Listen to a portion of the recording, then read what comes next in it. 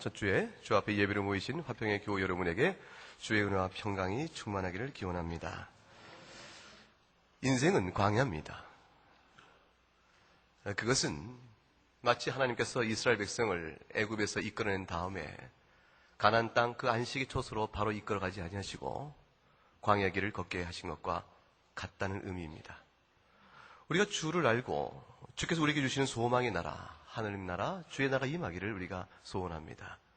주기도문을 오늘도 우리는 찬송으로 예배 중에 불렀습니다. 우리의 소망은 주께 있사옵고 주의 통치와 그 능력이 이 땅 가운데 임함으로 주께서 베푸시는 지극하신 평강의 복이 충만하기를 바라는 것이 모든 성도의 바람입니다.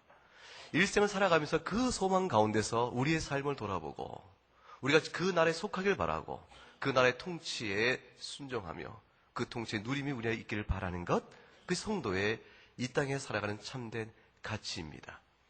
그것에 따라 자신의 겪고 있는 인생의 모습을 판단할 줄 알면 그가 믿음 있는 자요, 성숙한 자요, 지혜로운 자입니다.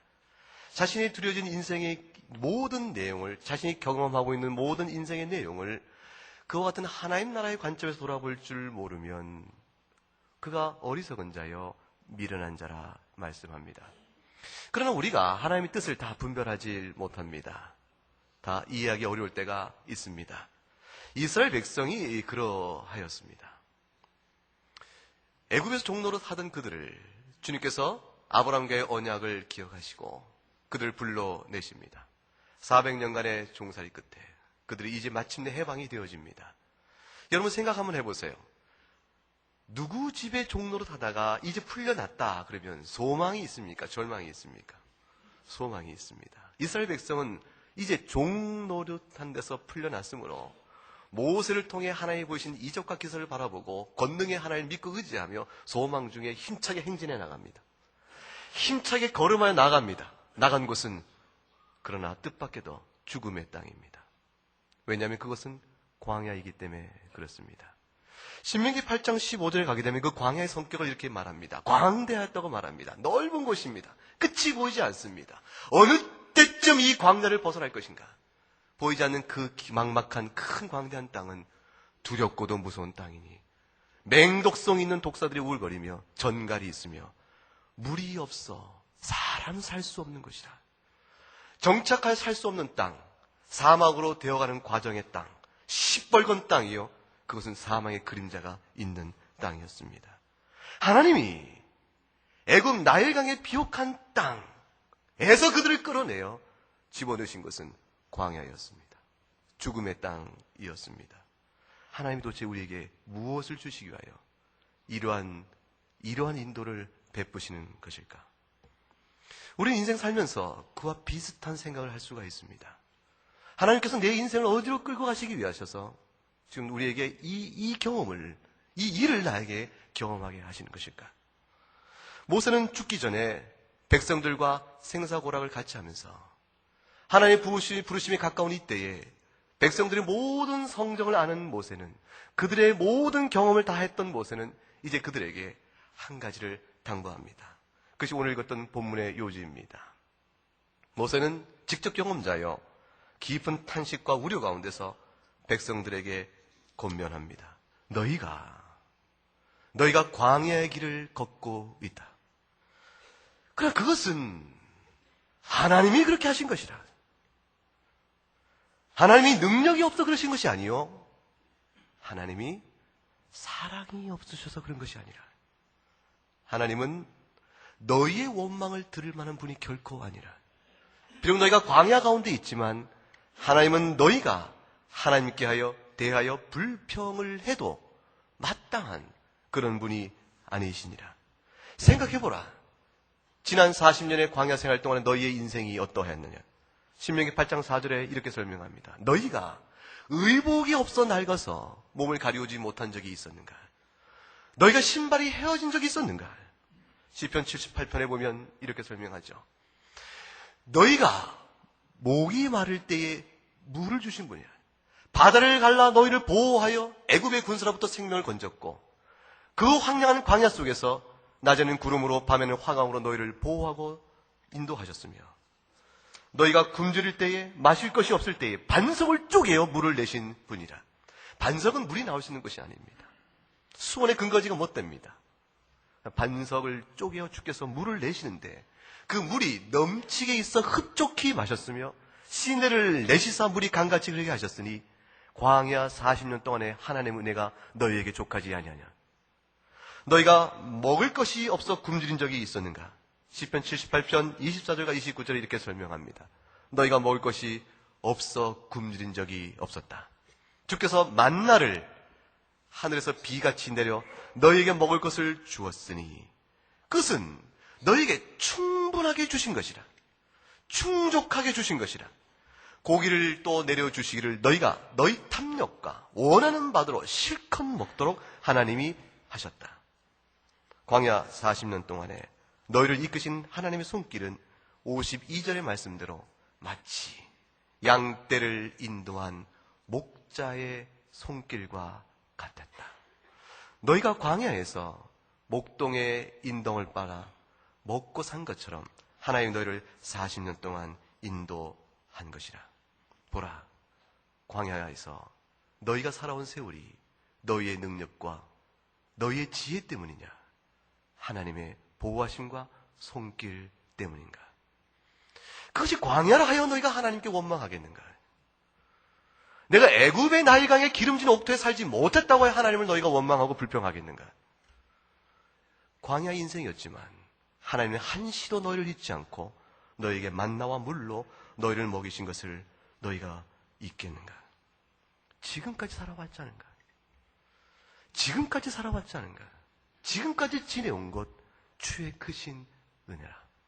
여러분의 지금 처지와 모양이 각각 다르겠지만 우리 가운데 건강한 사람도 있고 그렇지 못한 사람도 있고 경제가 어려워서 사업에 큰 압박을 받고 큰 곤고함과 마음의 낙심이 크게 있는 분들도 있겠지만 지금까지 살아온 것도 광야길 같은 인생 속에 하나님이 지키시고 먹이신 것이 아닌가. 그런데 이스라엘은 그 하나님에 대해서 어떤 족속이었는가 하는 것입니다. 이스라엘 백성이 하나님께 받은 그 기사와 이적에도 불구하고 그들은 하나님께 대하여 어떤 사람들이었는가.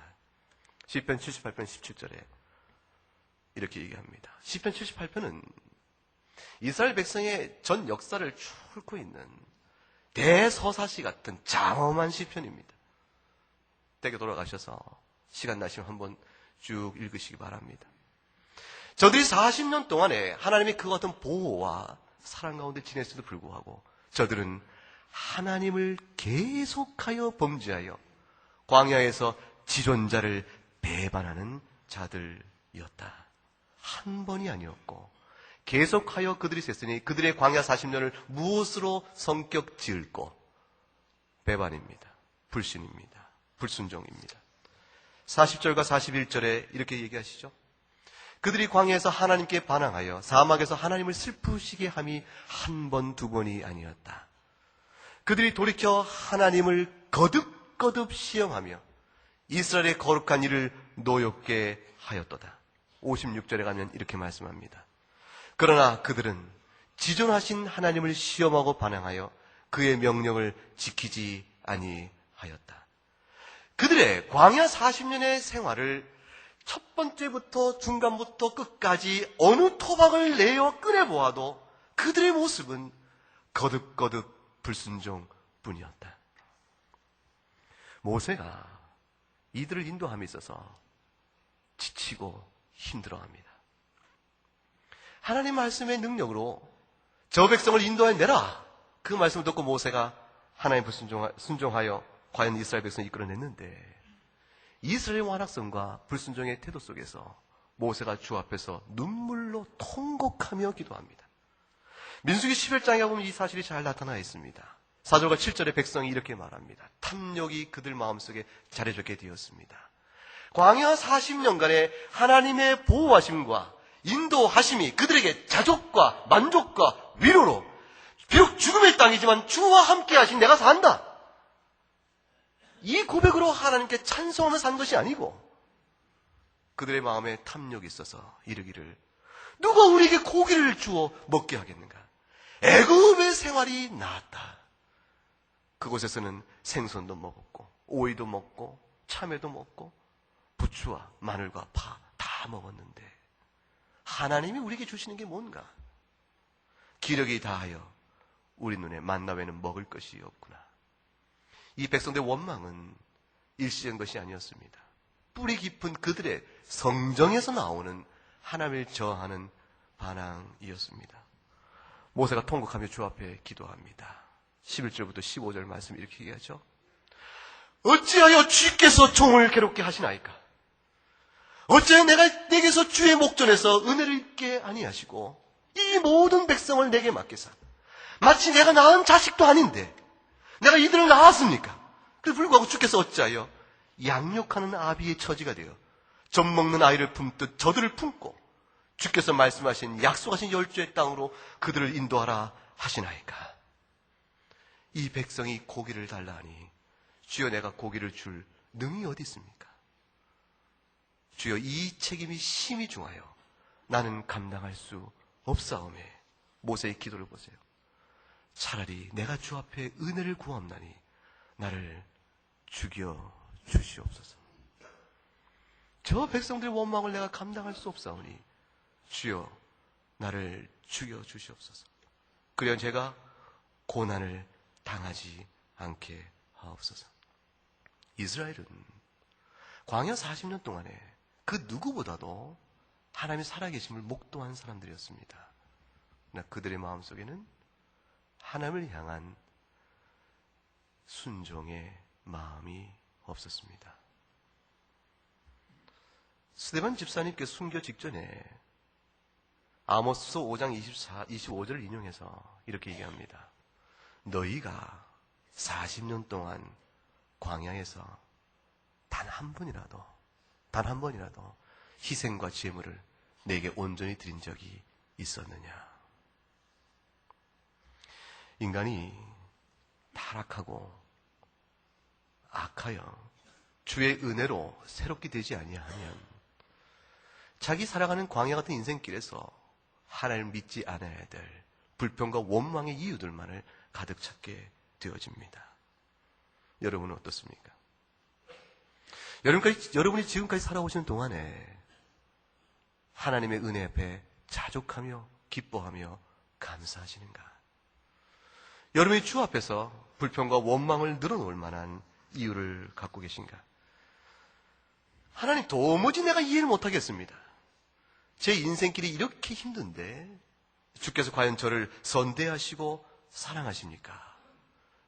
여러분이 그 질문 앞에서 여러분 스스로를 당연히 여기고 위로하며 주 앞에 불순종의 마음을 합리화할 수 있겠습니까? 시편 78편에서 이스라엘 역사를 회고하면서 시편 기자가 우리가 이러하였다고 말할 때 아주 중요한 대목이 나타납니다. 저희가 하나님이 저희를 심판하실 때가 있었는데 징계하시죠. 하도 하나님께 불순종하니까 하나님이 사랑하심으로 그대로 두지 아니하십니다. 그런데 그때서 비로소 저들이 깨닫습니다. 깨닫고 말하기를 하나님께 돌이켜 하나님을 간절히 찾으면서 그들이 고백하기를 하나님만이 우리의 반석이시여 높고 높으신 지존하신 하나님께서 우리의 과연 구속자이십니다.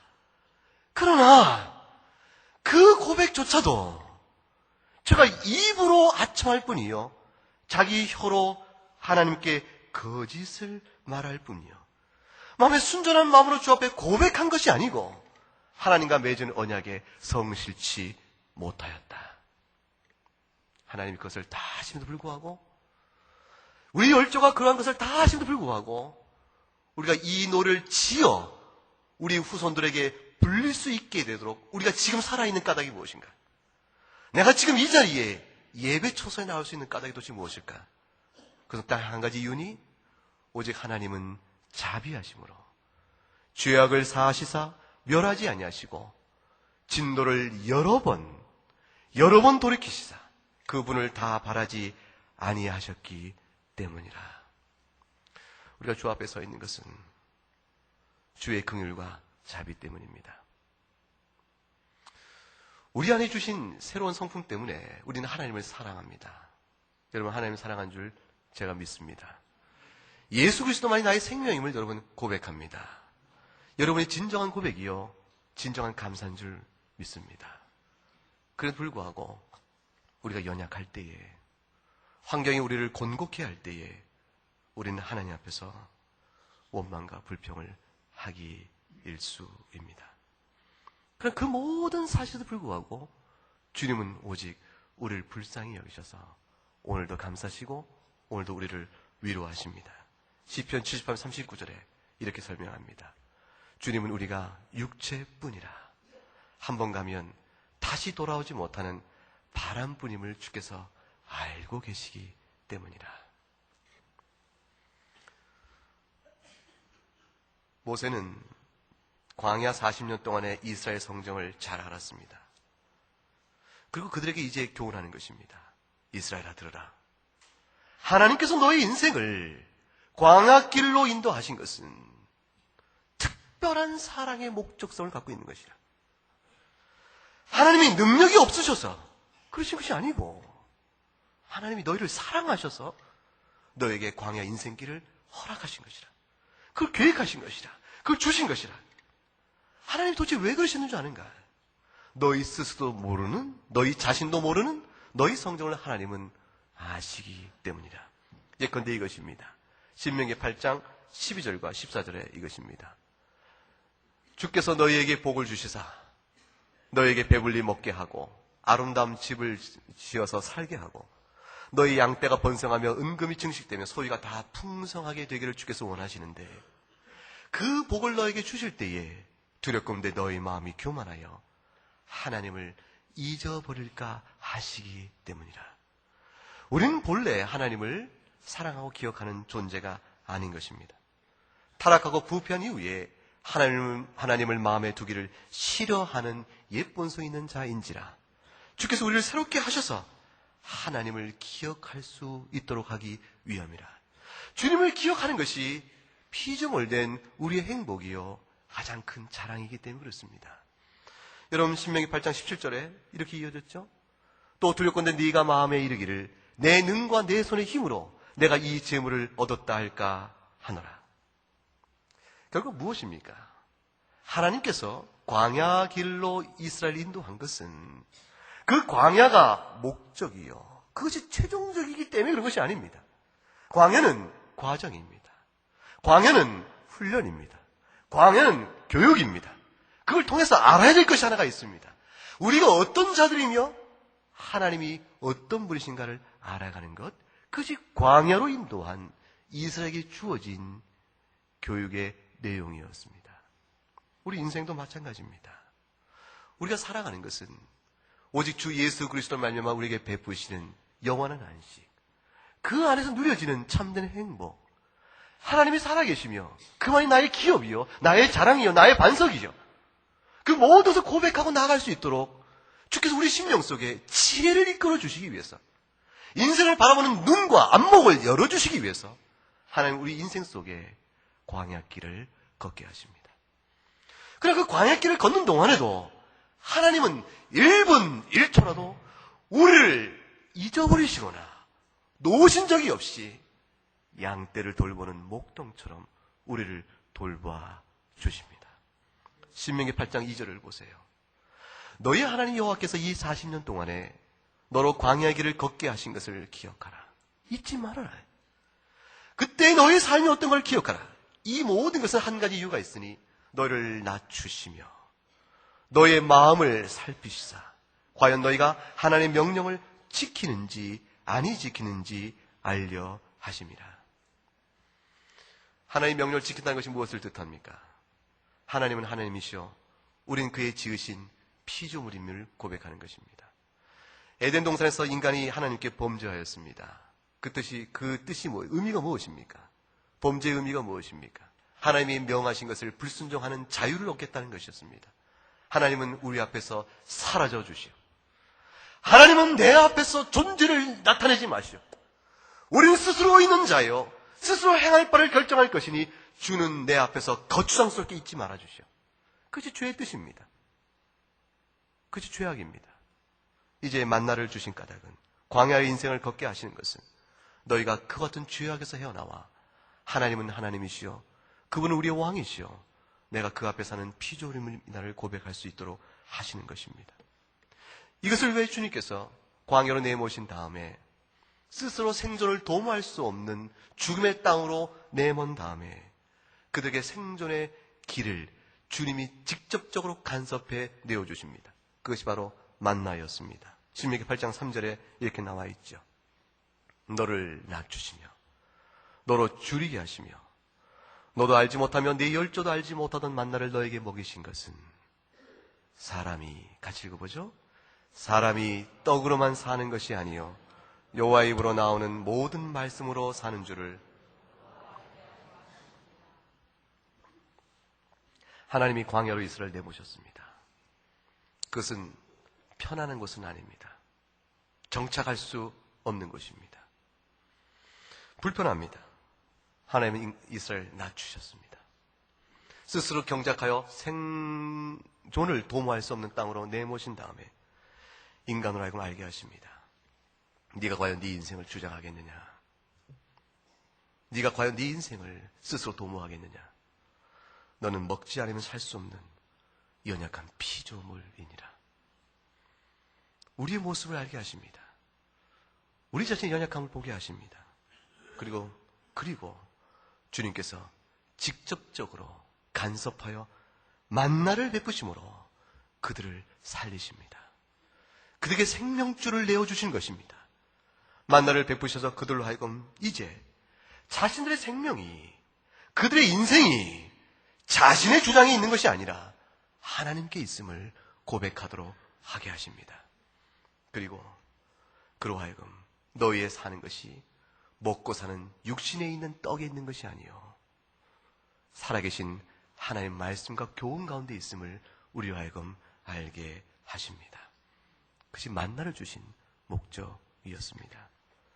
하나님은 이것을 우리 모두의 인생 속에 같은 원리로, 같은 교훈으로 우리 인생을 다루어 가십니다.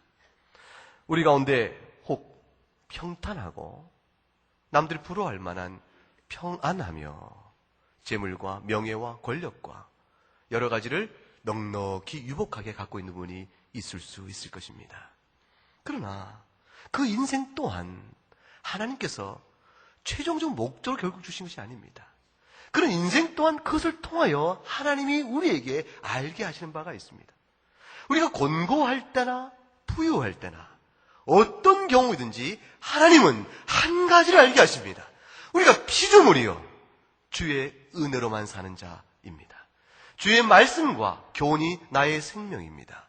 이것을 알게 하고자 하는 뜻과 목적을 가지고 우리 인생을 다루어 가십니다. 보세요. 하나님께서는 우리에게 안식을 주시길 원하시고 좋은 걸 주길 원하시죠? 신명기 8장 1절에, 신명 8장 16절도 1절에 우리에게 이렇게 말씀하셨습니다. 내가 너에게 주고자 하는 그 복이 있는데 그 복은 너희의 열적에 맹세한 땅이라고 말씀합니다. 그 땅이 어떤 땅인가? 8장 7절과 10절 가게 되면 옥토라고 말씀합니다. 옥토니까 물이 많습니다. 결실이 풍부합니다. 부족함이 없습니다.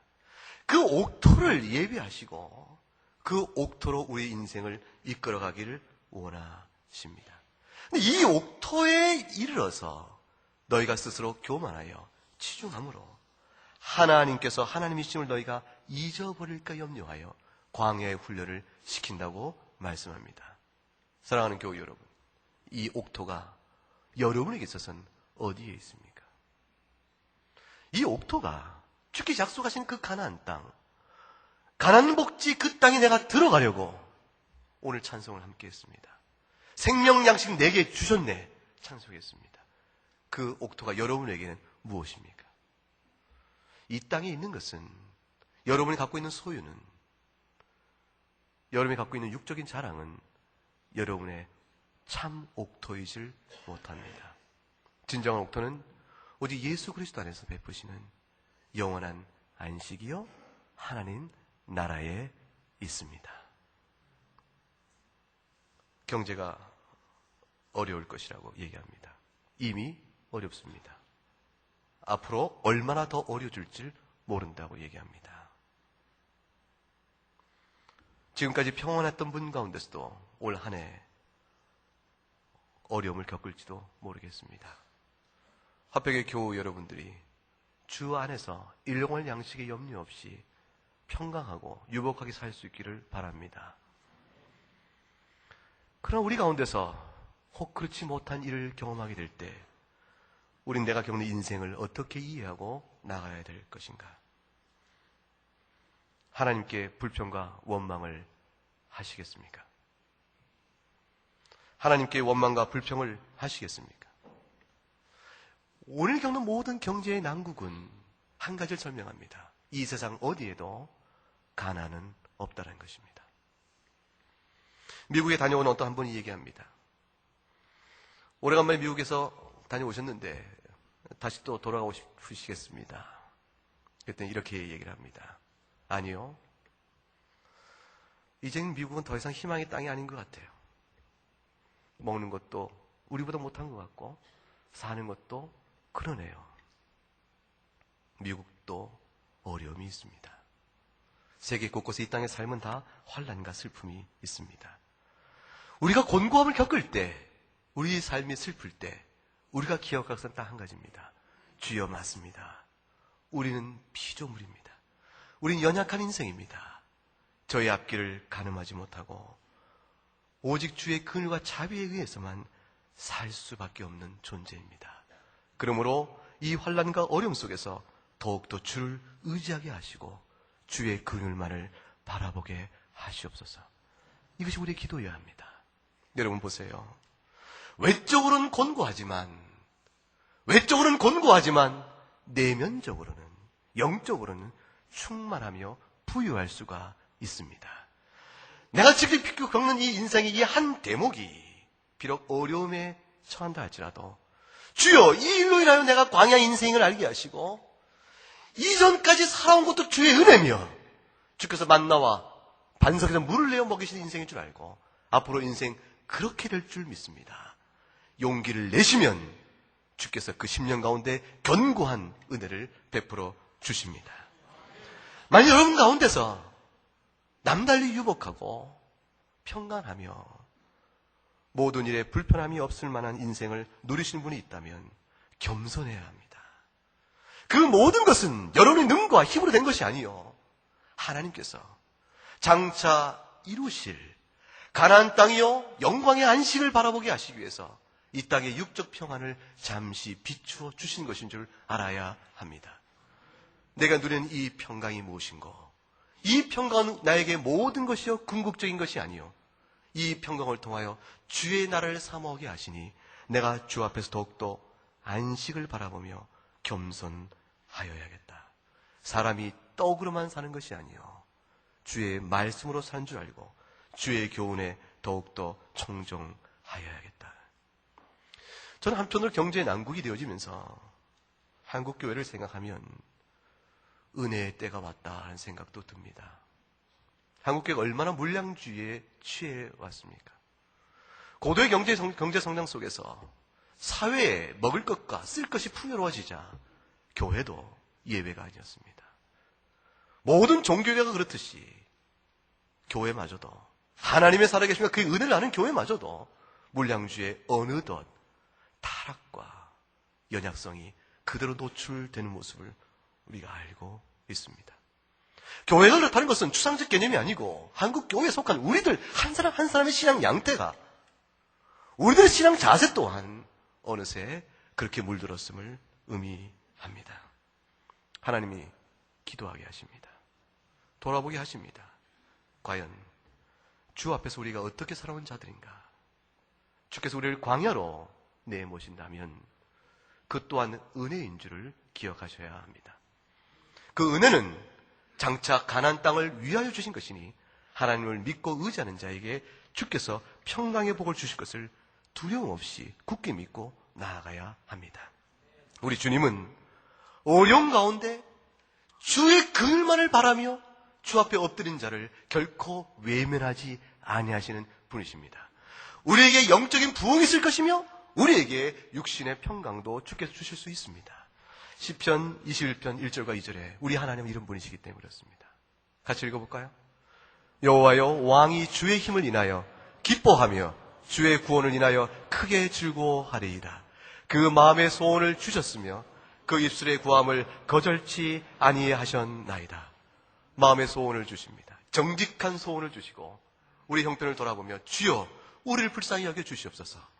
우리가 이제 하나님만을 영원한 생명인 줄 알고 그 교훈에 승복하며 사람이 떡으로만 사는 것이 아니요 말씀으로 사는 줄 알고 복음 앞에 힘차게 나아가나이다. 우리 교회 표어가 무엇입니까?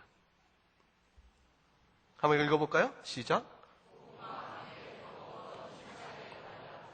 여러분 이해하는 복음이 무엇입니까? 힘차게 나갈 그 복음이 무엇입니까? 예수 그리스도 안에서 택한 백성을 잠시도 한시도 눈길을 놓치지 아니고 사랑하시고 돌보시는 하나님. 광야길에서 이스라엘 돌보신 것처럼 내 인생 광야길도 주께서 돌보신다. 그 믿음 안에서 복음 앞에 순종함을 의미합니다. 부르신 복음의 사명 앞에 선신함을 의미합니다. 시편 91편 14절과 16절에 이렇게 되어 있습니다. 함께 읽어보시겠습니다. 하나님이 가라사대 저가 나를 사랑한즉 내가 저를 건지리라. 저가 내 이름을 안즉 내가 저를 높이리라. 저가 내게 간구하리니 내가 응답하리라. 저희 환난 때에 내가 저희와 함께하여 저희를 건지고 영화롭게 하리라. 내가 장수함으로 저를 만족해하며 나의 구원으로 보이리라 하시도다. 주여 2009년에 우리에게 주 믿는 모든 하나님의 백성에게, 주를 사랑하는 주의 백성에게, 여러분에게 주께서 구원의 손길을 나타내 보실 줄을 믿습니다. 그 구원의 손길을 소망지에 바라시면서 주님을 깊이 사랑하시고 환난날에 부르시는 주를 의지하며 담대히 용기 있게 어떤 상황이든지 올 한 해를 감당하시는 여러분 모두 되시를 주의 이름으로 축복합니다. 기도 올리겠습니다. 하나님 감사합니다. 광야길을 걸었던 이스라엘의 불순종을 바라보면서 우리의 죄성을 바라봅니다. 그러나 그 불순종에도 불구하고 거듭거듭된 주를 향한 반항에도 불구하고 주께서 무한한 자비와 긍휼을 용서하신 하나님의 자비를 그리스도에서 바라보면서 하나님의 인도하심과 선하심과 우리를 사랑하심을 우리가 믿고 의지합나이다. 올 한 해 삶이 어떠할지 우리가 모르겠사오나 우리 가운데 여유 있는 자나 또는 곤고한 자나 모두가 주 앞에서 이 못들은 말씀에 기초하여 사람이 떡으로만 살 것이 아니요 살아계신 하나님 입에서 나오는 말씀으로 산다는 줄 믿고 주의 복음과 함께 힘차게 달려가는 올 한 해가 되도록 이끌어 주시옵소서. 화평의 모든 교우들 한 가정 한 가정마다 주께서 충만한 은혜를 부어주심으로 믿음 안에 순전하며 정직하며 하나님 영광 돌리는 귀한 백성 되도록 그 삶의 복을 더하여 주시옵소서. 감사하고 예수님 이름으로 기도 올리옵나이다. 아멘.